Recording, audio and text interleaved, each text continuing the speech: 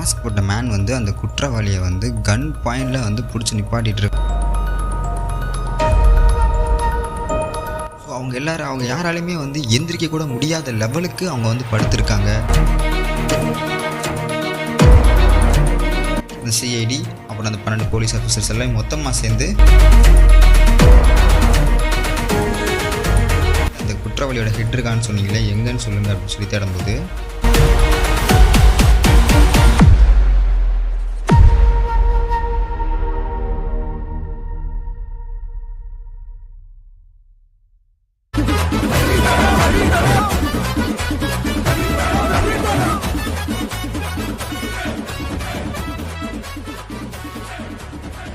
Mask போட்ட man வந்து அந்த குற்றவாளியை வந்து கன் பாயிண்டில் வந்து பிடிச்சி நிப்பாட்டிகிட்டு இருக்கான் அப்படின்றத நம்ம போன கதையில் பார்த்தோம். இப்போ அந்த போலீஸ் ஆஃபீஸர்னால எதுவுமே பண்ண முடியல, கூட இருக்கிற போலீஸ் ஆஃபீஸர்ஸ்னாலையும் எதுவுமே பண்ண முடியல. ஸோ இப்போ என்ன பண்ண போகிறாங்க அப்படின்னு சொல்லிட்டு ஒரு பெரிய திருப்பு முனையாக வந்து இந்த கதை இருக்க போகுது. ஸோ எல்லாருமே வந்து அந்த குற்றவாளியை வந்து அட்டாக் பண்ணுறதுக்காக, அந்த மாஸ்க் மேனை வந்து அட்டாக் பண்ணுறதுக்காக கொஞ்சம் ரெடியாகவே இருக்காங்க. பட் அவங்க கையில் எந்த ஒரு வெப்பன்ஸுமே இல்லை. ஸோ மிச்சம் இருக்கிற 8 மாஸ்க்மேனுமே வந்து மாடியில் ஏறி வந்துக்கிட்டு இருக்காங்க. ஸோ அந்த போலீஸ் ஸ்டேஷன் மாடியில் ஏறி அவங்க வேகமாக வந்துக்கிட்டு இருக்காங்க. அப்படி வந்துக்கிட்டு இருக்கும்போது என்ன ஆகுது அப்படின்னா, ராக்கெட் லான்ச்சர் வச்சுருக்கவங்களோட பிக் லான்ச்சர் வந்து உள்ள அந்த கண்ணாடியை பொத்துக்கிட்டு வந்து உள்ளே விழுகுது. அவங்க எல்லோரும் எங்கே நிற்கிறாங்களோ அங்கே வந்து விழுகுது. அங்கே வந்து விழுந்த உடனே அந்த இடமே வந்து வெடிக்குது.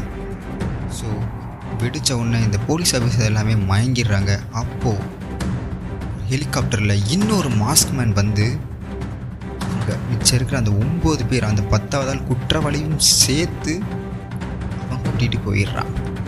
இது இருக்கிற போலீஸ் ஆஃபீஸர்ஸ்னால எந்திரிக்க கூட முடியல. ஏன்னா ராக்கெட் லான்ச்சரை ஏவப்பட்டது அவங்க மேலே தான்.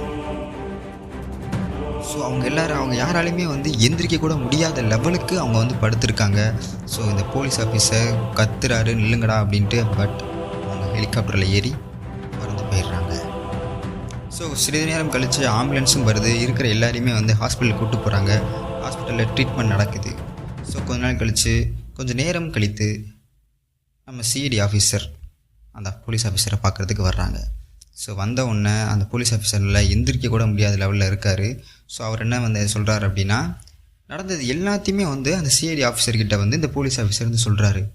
இப்படி தான் நண்பா நடந்துச்சு, கண்டிப்பாக அவங்கள பிடிச்சி ஆகணும், அவனுக்கு ஒரு ஹெட்டு இருக்கான், அந்த ஹெட்டை பிடிச்சிட்டோம் அப்படின்னா பணத்தை ஈஸியாக மக்கள்கிட்ட போய் சேர்த்துடலாம் அப்படின்ற மாதிரி சொல்கிறாங்க.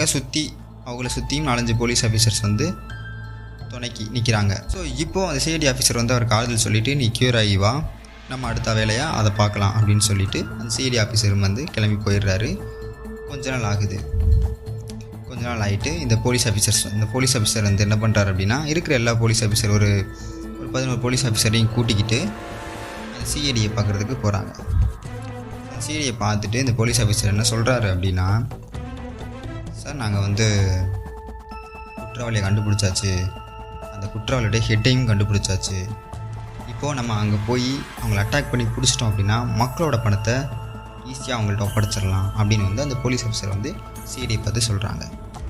சிஐடி என்ன சொல்கிறார் அப்படின்னா, சரி வாங்க சீக்கிரம் போகலாம் அப்படின்னு சொல்லிட்டு அவங்க இந்த சிஐடி அப்புறம் அந்த 12 போலீஸ் ஆஃபீஸர்ஸ் எல்லாம் மொத்தமாக சேர்ந்து அந்த குற்றவாளி ஹெட் இருக்கிற இடத்துக்கு வந்து அவங்க எல்லாருமே விரைஞ்சு போகிறாங்க. ஸோ அங்கே போன உடனே என்ன ஆகுது அப்படின்னா, ஒரு பழைய குடோன் மாதிரி இருக்குது. ஸோ அந்த குடோனில் போய் தேடுறாங்க. பட் அங்கே யாருமே இல்லை. ஸோ அப்போ இந்த சிஐடி ஆஃபீஸர் என்ன சொல்கிறார் அப்படின்னா, எங்கே அந்த குற்றவாளியோட ஹெட் இருக்கான்னு சொன்னீங்களே, எங்கன்னு சொல்லுங்கள் அப்படின்னு சொல்லி தேடும்போது அப்போது அந்த போலீஸ் ஆஃபீஸர் ஒரு ஷாக்கான ஒரு விஷயம்னு சொல்கிறாரு. அது என்ன ஷாக்கான விஷயம் அப்படின்னா, அந்த குற்றவாளியோட ஹெட் நீங்கள் தான் அப்படின்னு வந்து ஒரு அதிர்ச்சியான விஷயத்தை சிஐடியை பார்த்து சொல்கிறார். சிஐடிக்கு ரொம்ப ஷாக் ஆகிடுச்சு. அப்போது எதை வச்சு நீ என்னை தான் குற்றவாளியோட ஹெட்டுன்னு சொல்கிற அப்படின்னு சொல்லி கேட்கும்போது, அப்போது இந்த போலீஸ் ஆஃபீஸர் என்ன பண்ணுறாரு அப்படின்னா, அவர் கையில் இருக்கிற டேட்டுவை வந்து காட்டுறாரு. அந்த சிஐடி வந்து கையில் ஒரு டேட்டு ஒன்று போட்டிருக்காரு, அதை வந்து காட்டுறாரு இந்த போலீஸ் ஆஃபீஸர்.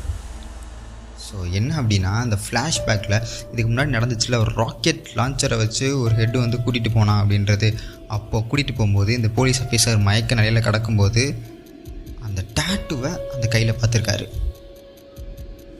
ஸோ அதை வச்சு தான் இவன் சிஐடி தான் வந்து குற்றவாளி அப்படின்றத இந்த போலீஸ் ஆஃபீஸர் ஆணித்தரமாக வந்து சொல்கிறாரு.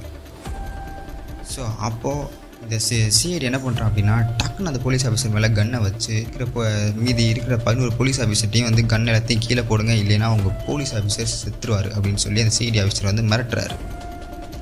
ஸோ ஆனால் சுற்றி இருக்கிறது என்னமோ 11 போலீஸ் ஆஃபீஸர்.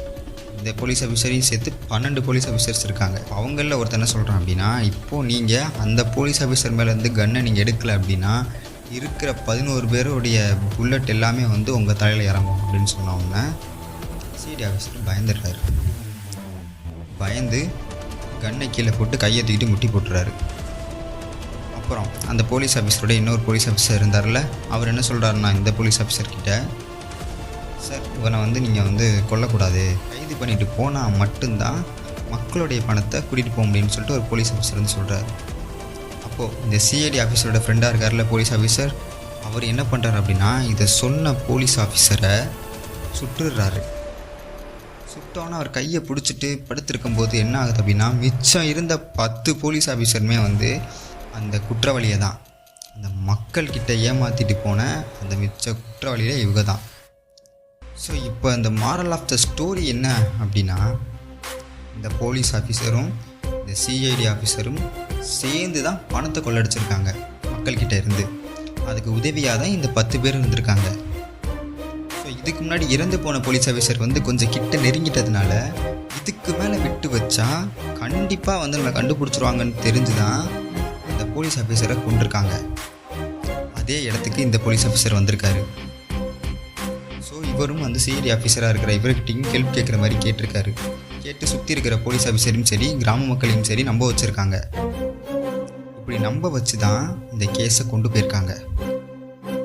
ஸோ இப்போ என்ன பண்ணுறாங்க அப்படின்னா அந்த சுட்டு போட்டாங்கல்ல அவரை நல்லா சுட்டு அந்த போலீஸ் ஆஃபீஸரையும் இந்த சிஐடி ஆஃபீஸர் எல்லாருமே சேர்ந்து கொண்டுடுறாங்க. கொண்டுட்டு ப்ரெஸ்ஸில் போய் என்ன சொல்கிறாங்க அப்படின்னா அந்த போலீஸ் ஆஃபீஸர் தான் இறந்து போன போலீஸ் ஆஃபீஸர் தான் ஆல்ரெடி ஒரு போலீஸ் ஆஃபீஸரை கொண்டிருக்காரு. அவர் தான் கீழே ஒரு 10 பேரை வச்சு மக்கள்கிட்ட வந்து பணத்தை கொள்ளையடிச்சிருக்காங்க. ஸோ அந்த ஆளை நாங்கள் பிடிக்கும்போது அவர் வந்து நிறைய தகராறுகள் பண்ணாங்க, எங்களையும் சுட பார்த்தாங்க, அதனால தான் நாங்கள் சுட்டு கொண்டுட்டோம். கீழே இருக்கிற 10 பேர் யார் என்னன்றது விசாரணை போயிட்டுருக்கு. கண்டிப்பாக நாங்கள் வந்து அவங்களை கண்டுபிடிச்சிரும் அப்படின்னு சொல்லி ஒரு பொய்யான தகவலையும் சொல்லி இந்த கேஸை க்ளோஸ் பண்ணிடுறாங்க. ஸோ இப்போது உங்கள் எல்லாருக்குமே புரிஞ்சிருக்கும் யார் இந்த கேஸோடைய குற்றவாளி அப்படின்றது. அந்த சிஐடி ஆஃபீஸரும் போலீஸ் ஆஃபீஸரும் தான் இந்த கேஸோட குற்றவாளி.